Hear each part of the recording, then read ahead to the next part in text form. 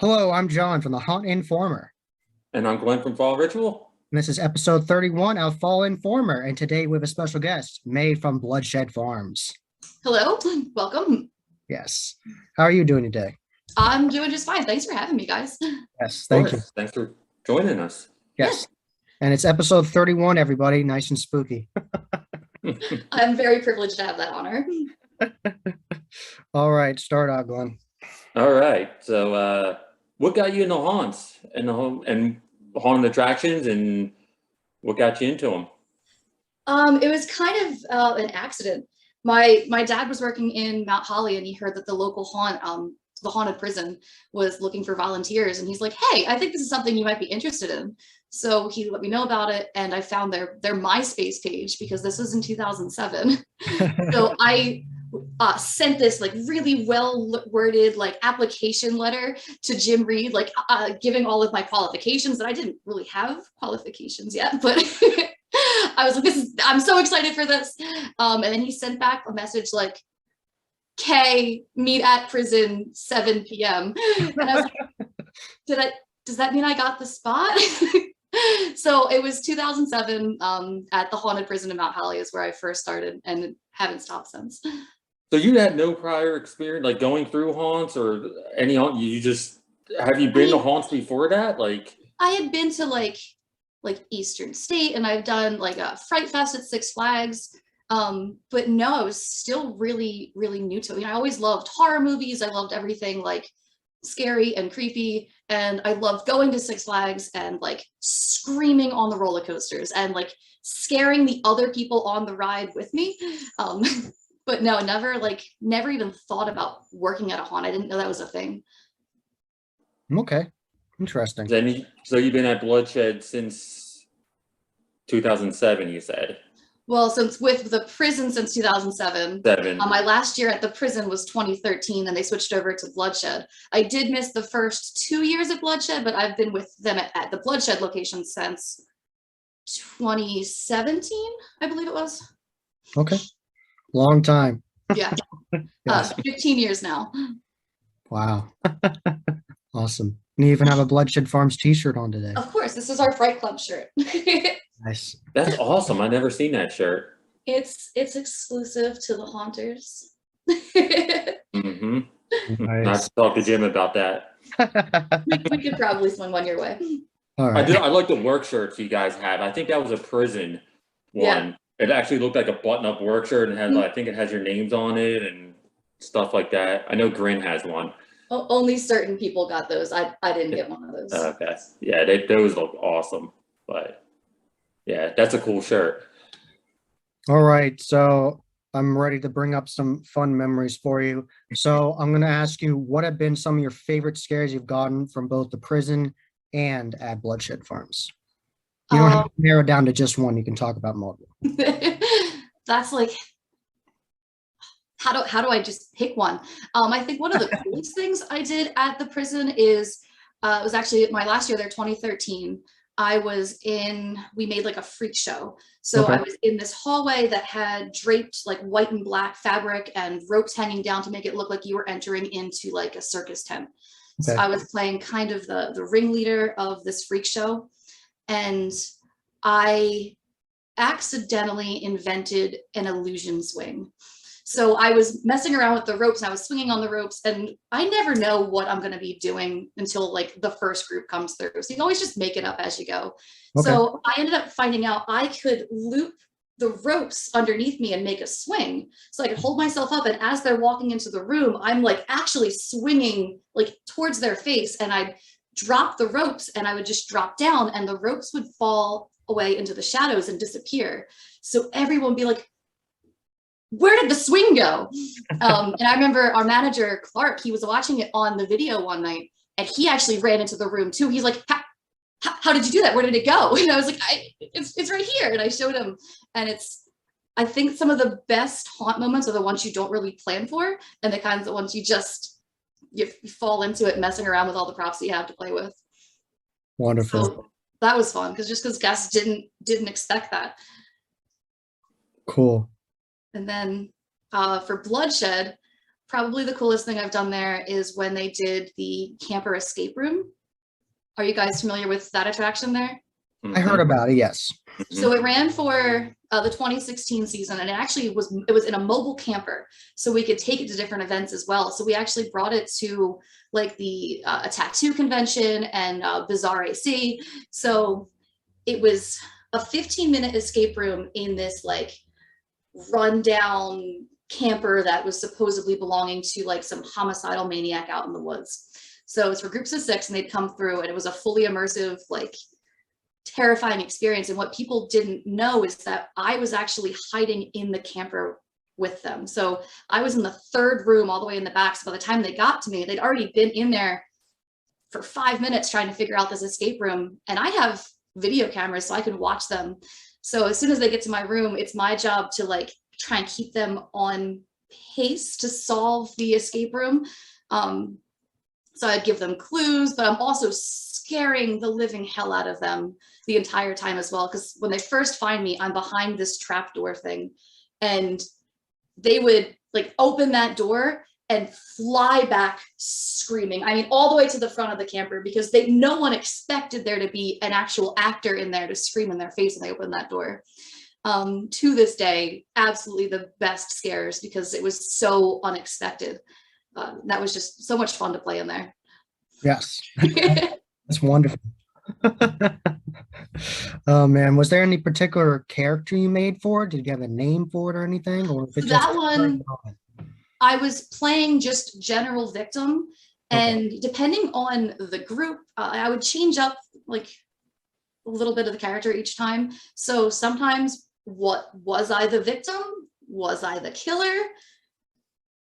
So that was up to the group to decide. So I always kind of left it ambiguous, so people didn't really know. Should they help me? Nice. 2020, you guys switched to the DriveThru event. Yes. You did it for 2020, 2021.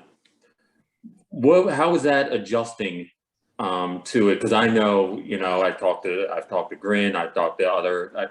It's very hard to adjust when it's a constant flow of people. There's no break. So how did you adjust to that? I don't even think I have adjusted to it, to be honest. I mean, it is so different from the type of haunting that you do when you have like the trails and you're close to people, and you could do like those little nuanced scares. And I love to like be in a dark, shadowy corner and like slink into the middle of your group and hold your hand, and no one knows that it's an actor. Like I like those little subtle freakouts, and you can't do that with a car. Like no one, when we first heard about it, like how are we going to scare like vehicles as they're coming through? Because it adds that extra layer of like safety and security. Like how do we break that comfort zone of like you're in your own personal vehicle, you're safe, you're behind your locked doors. Yeah. So it was absolutely a learning curve to figure out how to get inside the car like mentally. And it's really just a lot of eye contact, because for the first year, we couldn't even have windows down. So a lot of our lines, we couldn't even really talk to people to give them the story. So it was all just body language and watching reactions inside the car and trying to pop up from whenever we can. But honestly, we are all still learning it. But I was just really thankful for 2020 that we ran. So it didn't matter that it was different, didn't matter that it was harder. It was just, we were in a haunt that was open. And Yes. Yeah. Because I know last year restrictions eased up and you guys were actually allowed to get into a car. You got into our car when I went through. Certain people were allowed to get into cars. How was that? I mean, that got to be, you're literally getting into a moving car. Yeah. So that was a nice adjustment to 2021, is that they were allowed to have their windows down, so they could actually hear us. We did the pickup truck night, so people got to run through in the back of their pickup truck. So having just that much more exposure just gave us so much more to play off of. So last year was certainly much easier. And my character, I was playing like a campsite murder victim of sorts, of a hitchhiker. There's something out in the corn and I don't want to be out here with it. So it was my job to try and convince people to let me into their cars. Like, I'm scared, I'm screaming, like, get me in. And if they had that upgraded puck where that allows you to like give them a more immersive experience, I was allowed to try and get into their vehicle, which that's how you break the fourth wall, and that's how you get the scare, because I mean you're inside their car and nobody expected that. That actually gave me one of the best scares of my entire haunt career. Oh yeah? I made someone pee someone else's pants. So it's this little the front seat, the passenger seat, and like a back bucket seats for like a hatchback, a little like SUV that's coming through. Family of 4, mom's driving, dad's in the passenger seat, and 2 kids in the back seat. And I'm able to open up that back passenger seat, and I get inside, and the kid that was sitting there ends up like freezing up, and he like crab crawls backwards into his mom's driver's seat. So he's now between his mom and the back of her seat.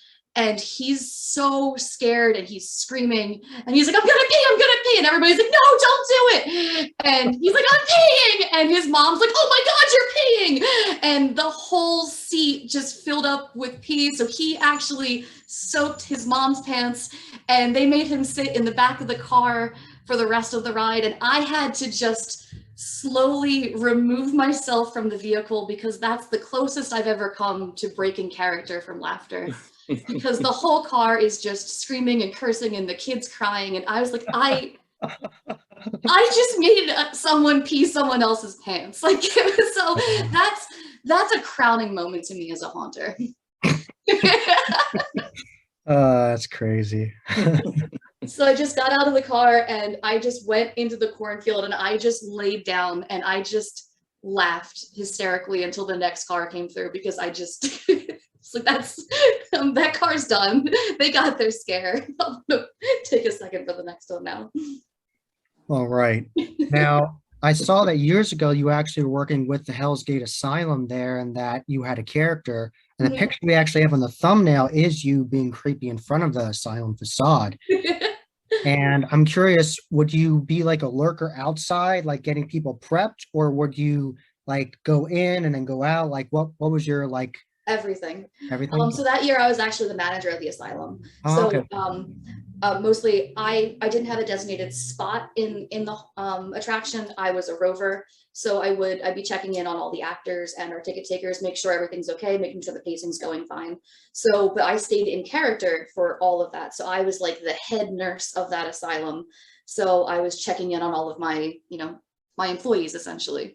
But just, that was probably one of the most fun characters to play as well. So her name was Dr. Evie Serrate, as a play on eviscerate, because I like to do puns with all of my characters. Nice. Well, you had a great lobotomy story too that Thank you were telling people. And you were just going to this whole spiel about like, this lobotomy you don't get people.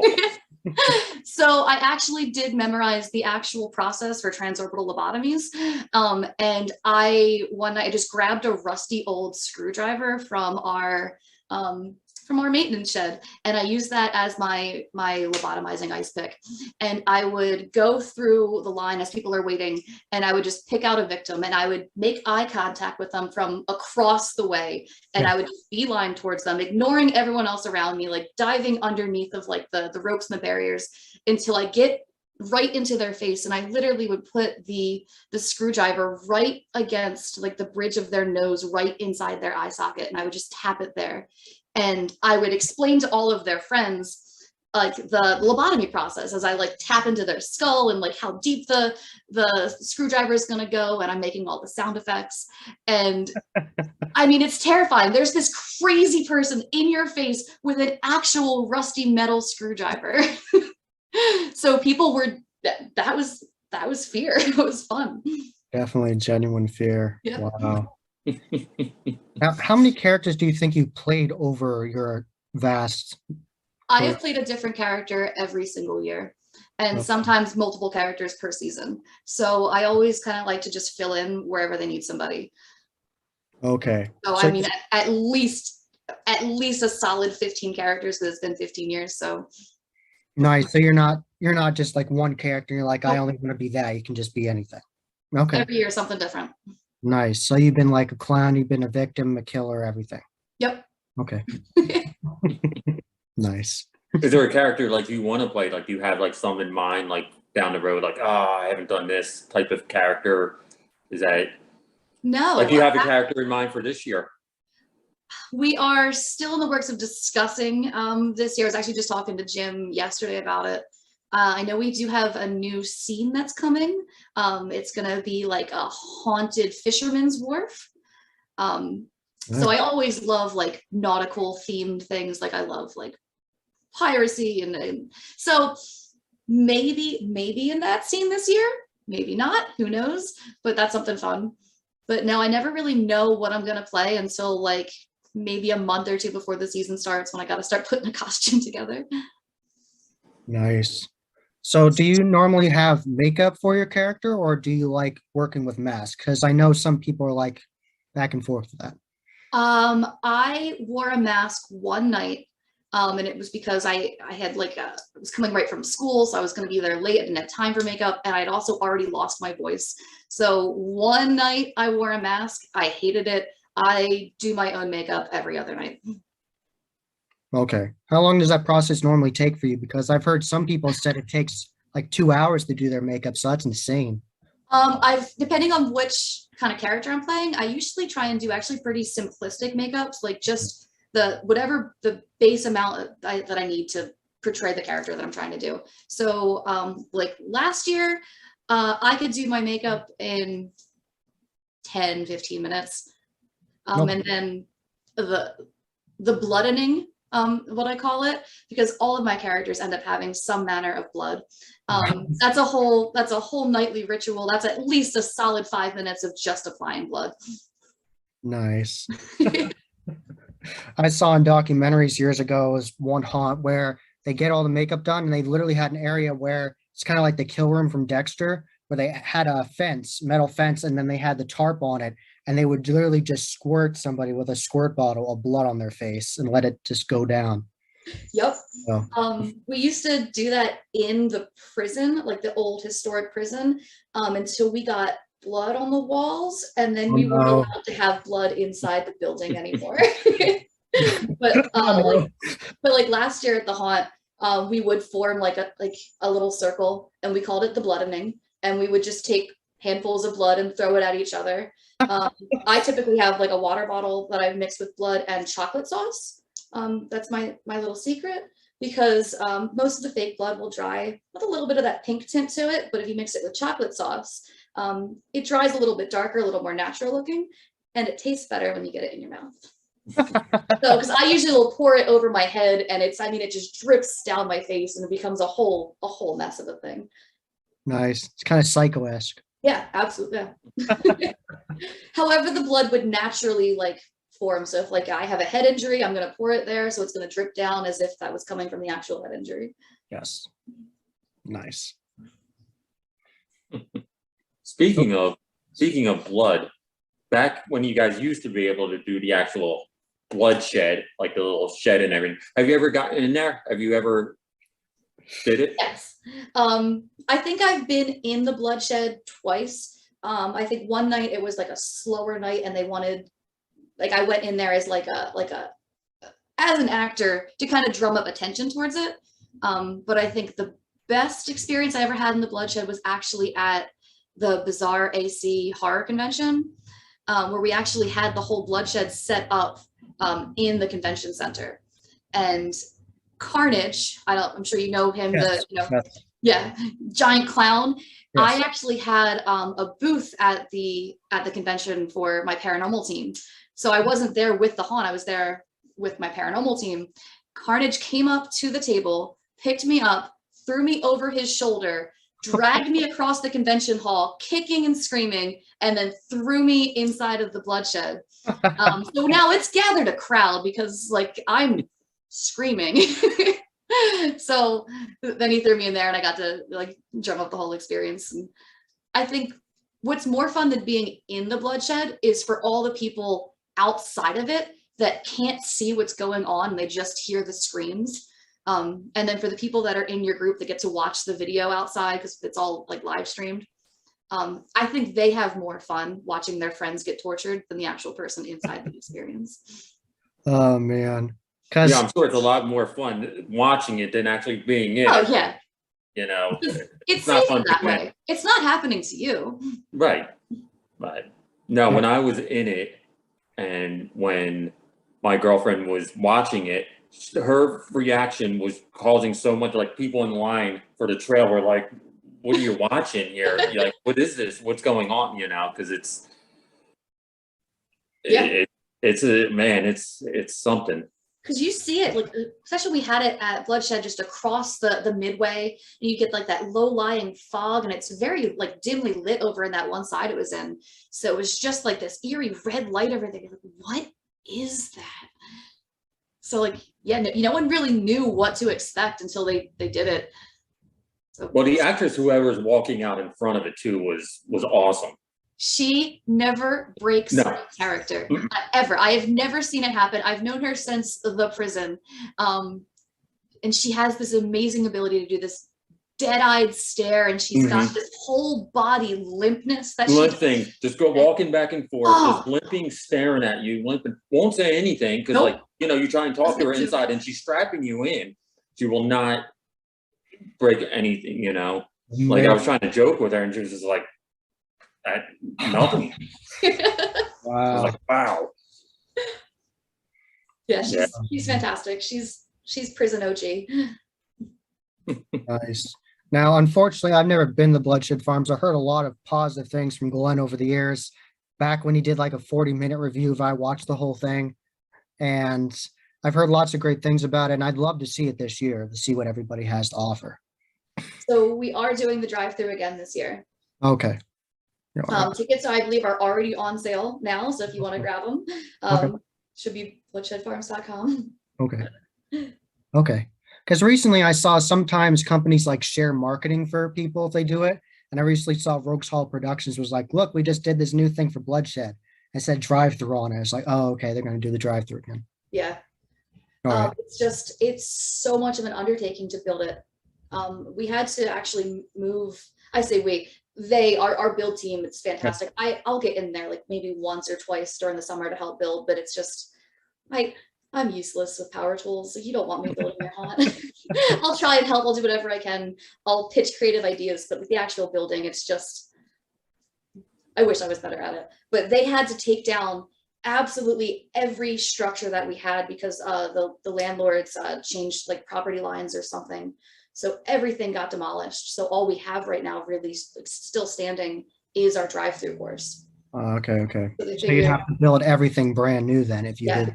So that means eventually we're going to have brand new attractions across the board, and it's going to be fantastic. But for at least this year, we're just going to really build up the drive-through one more time and give that our all. Will it ever become like,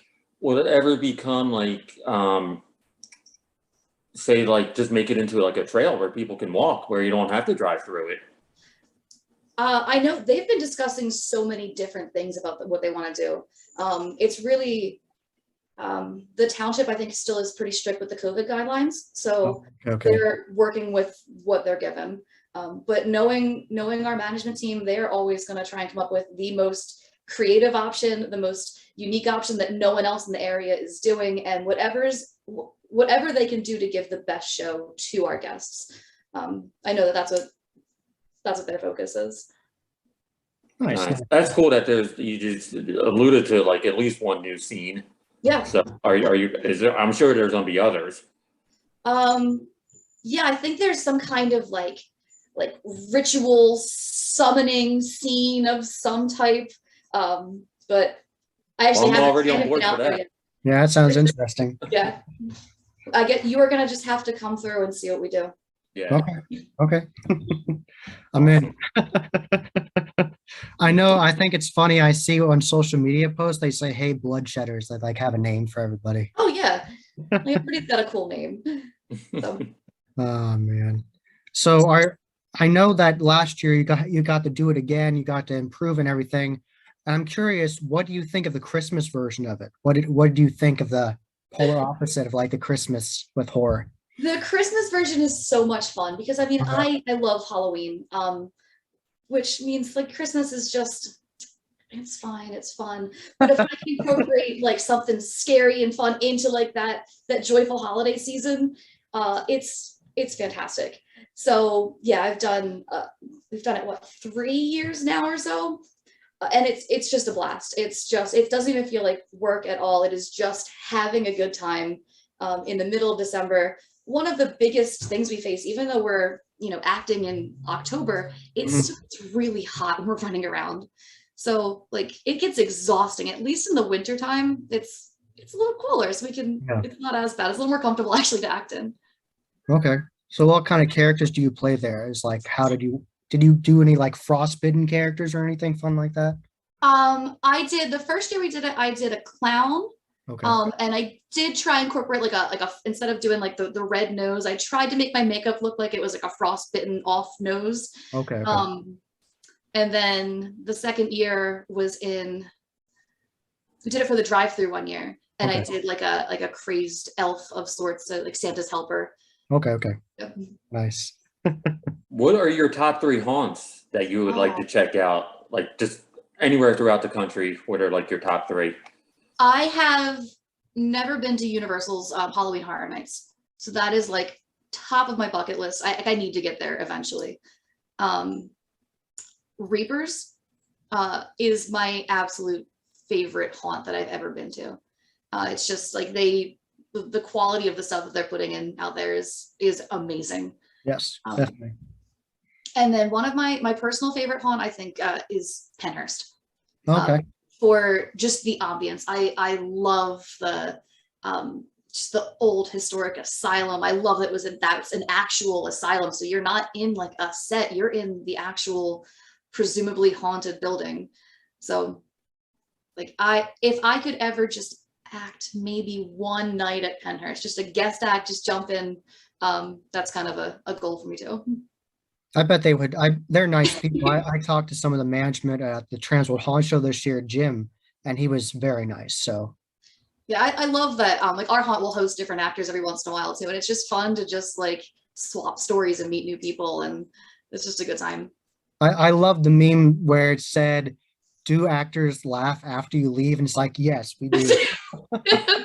We not only do we laugh, we run and find the closest other actor, and we recount the entire story. Like you will not believe what just happened, what they just said. Like, and that's the best part. After every night, we actually have a bonfire Nice. at Bloodshed for all the actors, and sitting there, and everybody just gets a chance to tell their best stories for the night. And that's honestly, sometimes the bonfire is more fun than the haunt night. Oh, okay. All right. Because haunting is work. Yes. It is tiring, it is exhausting. You leave beaten, battered, bruised. Yes. I got run over twice last year. Jumping in and out of cars. Like I would put my foot down and the wheel would just run right over my ankle. Mm, Happens. man, crazy. It's like we've done a bunch of interviews now with different actors, and one actor, Stitch from Field of Scream, said, "Yeah, I wear a hockey mask like this custom mask I have. It's actually made by Eric Rudd, if you know who Eric Rudd is, and he's from like Kim's Crypt. He has his own company." And he said he wears it because people try to punch him. And he said one time he was punched and it didn't hurt as much because he had it on. And I didn't even think about that. Like, I know some people can be insane, but like, really, you don't have to punch somebody. But Oh yeah, that's a standard occurrence. Unfortunately, it's just one of like the risks that we encounter. I've been beaten over the head by a little old lady's handbag.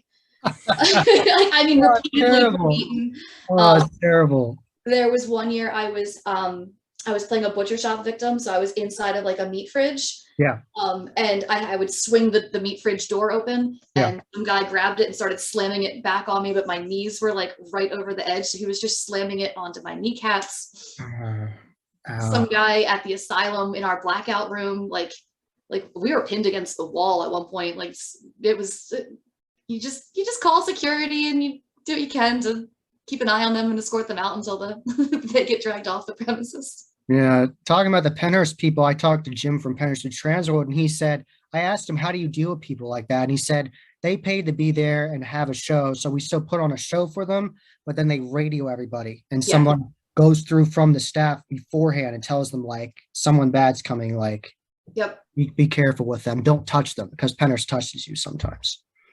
Yeah, it's I mean, safety is number one, like actor safety, guest safety. So if there's an unruly guest that's coming through, the priority is to like let management know so that they can keep an eye on the situation, and they'll come over, and sometimes they pull them to the side, they discuss them, they give them a warning. Sometimes it really depends on the caliber of the infraction, but we don't mess around with safety, and that's like I'm glad that everybody has each other's backs there, which is really important. Definitely. Well, not to get into the whole like debate about it. I personally think it's kind of ridiculous, but what is your thoughts on like now hunts are starting to serve like alcohol and beer, and it's like there's like you see like these like wine and beer and stuff like this and breweries coming in now. It's like, well, isn't number one rule like no alcoholic beverages? Like, I mean, you're already in a tense situation. Yeah. You throw alcohol into the mix, and that's really gonna. Liquid So, what's your courage, thoughts man. on that? Like, It's liquid courage. Well, I mean, whether we're serving it or not, we're gonna get drunk guests. Like it doesn't matter. We can have as many restrictions in place as possible, but we're gonna get those people. You can just smell it on them, and that's always gonna be there. So maybe serving it on premises gives them a safe consumption site. Maybe you can monitor like how much is being consumed, cut people off. I don't know. Maybe it'll help out with the amount of drunken fools that we get if you can maybe control it, but it's gonna be a problem regardless. Yeah.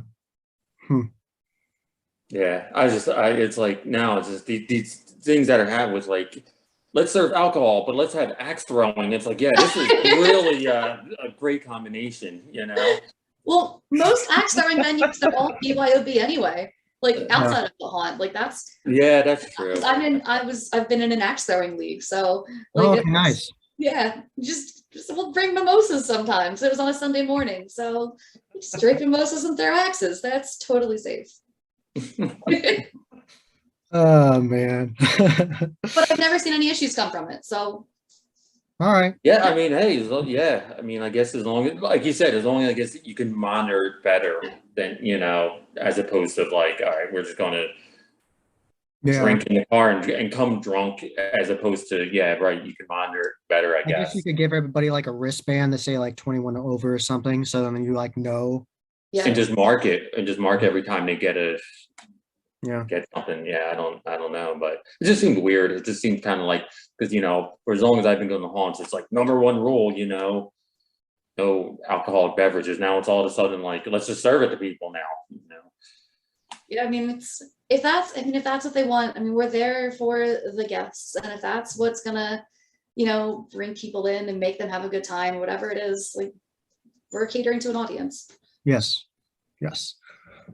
All right. So are there any final thoughts you have, Glenn? Is there anything else you want to ask?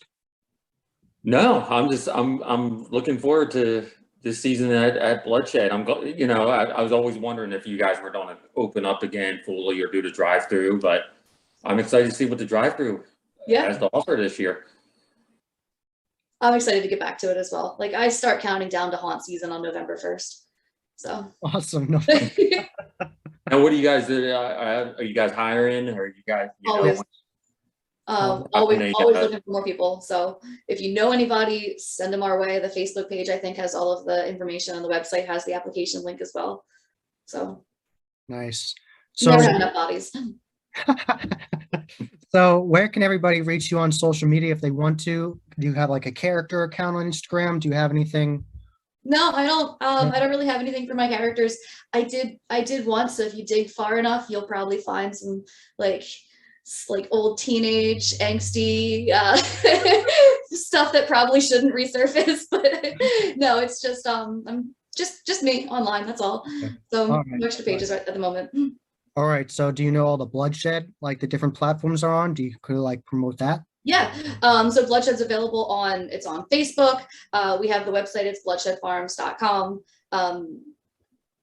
It's located in Mansfield, right at the Columbus Farmers Market, right off the 206. Alrighty. Do you have any people you want to shout out, like your crew in particular? Definitely a shout out to our fire pit crew because they're one of the reasons that I absolutely keep coming back. Our management team, Jim, Clark, I mean, we wouldn't be doing what we are if they weren't, you know, building this playground for us to play around on. Yes. So just immensely appreciated to everything that they do. And like every single other person that works there, like behind the scenes, that you would never even know the number of people that are really involved in this. That's like, and we all have full-time jobs. This is all just a hobby that people are trying to like, and sometimes it becomes your full-time job, just trying to make sure everything gets done. So the amount of work that goes into it is just truly appreciated, and it's amazing. Yes. And we truly appreciate all the work you put into it because it makes it a really fun experience for everybody. That's what we're here for. Thank you. So this has been episode 31 of Fall Informer. And I'm John from the Haunt Informer. I'm Glenn from Fall Ritual. And And until I'm Meg from Bloodshed Farms. yes, she is. And until next time, happy hauntings.